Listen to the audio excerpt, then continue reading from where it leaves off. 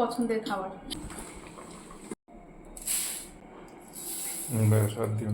আজকে লাঞ্চ আর breakfast menu একসাথে share করছি, তবে ভাতটা এখনো রান্না হয়নি। আর দেখো অল্প অল্প করে অনেক রকমই রান্না হয়েছে, আবার তোমার পছন্দের খাবারও বানানো হয়েছে। এই যে কাঁঠাল তো তুমি আজকে নিয়ে এসে ছাড়ালে কাঁঠাল, দারুণ কাঁঠাল। এটা কত নম্বর? 4 নম্বর নাকি না 5 নম্বর? 5 নম্বর। আচ্ছা 5 নম্বর কাঁঠাল। 5 নম্বর কাঁঠাল এখনো কটা হবে দেখা যাক। ঢেকে রাখি। আর এই যে শসা পেঁয়াজ কেটেছি। ভাত এখনো হয়নি, আর ওদিকে মা টক রান্না করছে। ভাতটা এবার বসাবো, চাল ভেজানো আছে, বসাবো এবার ভাতটা। ওর সাথে খাওয়ার জন্য হয়েছে এখানে দেখো আলু ভাজা আর একটু ছোলার ডাল ভেজানো ছিল, মা টক করলো ছোলার ডালে বড়া দিয়ে। তো একটুখানি 1 মুঠো ছোলার ডাল, ভেজানো ছোলার ডাল আলুর মধ্যে দিয়ে দিলাম। কেমন লাগে দেখো? ভালোই লাগে। বাস অনেকটা আছে। ও অনেকদিন থেকে বলছিল যে আর ছোলা সেদ্ধ করছো না, তো এই যে ছোলা সেদ্ধ নাও, যত পারা খাও, এবার নষ্ট করো না, শুধু খেয়ে নেবে। আমার সবসময় দিতে মনে নাও থাকতে পারে, আমি নিয়ে নেবো, বলতে হবে যে দাও, ফ্রিজে রাখলে আর মনে থাকে না। তো দুপুরে কী কী রান্না হয়েছে সেটা একবারে দেখিয়ে দিই। যে এখানে হচ্ছে মাছ ভাজা আবার খাওয়ার সময় গরম করতে হবে।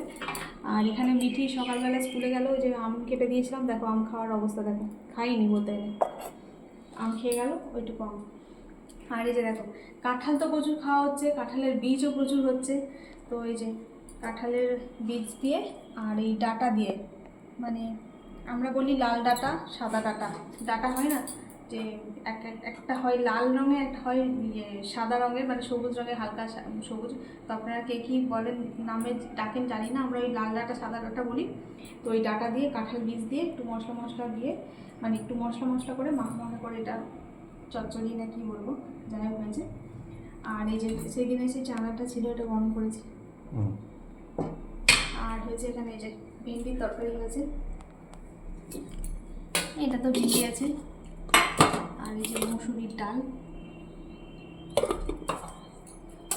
একটা থালা রাত্রে, একটা থালা দিনে।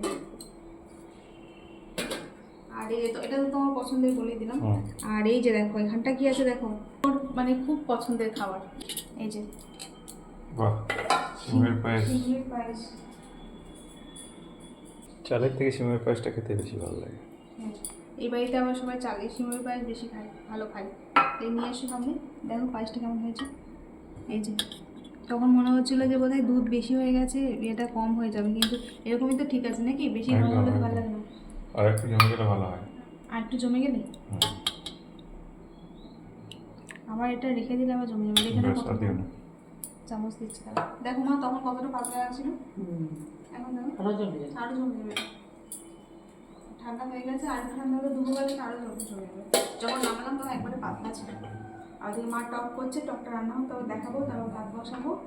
হ্যাঁ, আর মিঠির জন্য খাওয়ার সময় চিংড়ি মাছ ভাজা করে দেবো, আর দেখি কী করে দেবো। আর ডাল আছে, এই দিয়ে খেয়ে নেবে, ডিম করে দেবো। তো চলুন বন্ধুরা, এখন ব্রেকফাস্ট খেয়ে নিই সবাই। এখন টাটা, সবাই ভালো থাকবেন, আর পরে দেখা হবে। যে মা এখানে টক রান্না করছে, কুমড়ো আলু আর এই যে ছোলার ডালের বড়া দিয়ে। একদিন রান্না করে অনেকদিন চলে যায়, তাড়াতাড়ি শেষ হয়ে যাচ্ছে, ওই জন্য আজ শেষ না, বাসি হলে টকটা ভালো লাগে, তো বাসি হবে তত ভালো লাগে।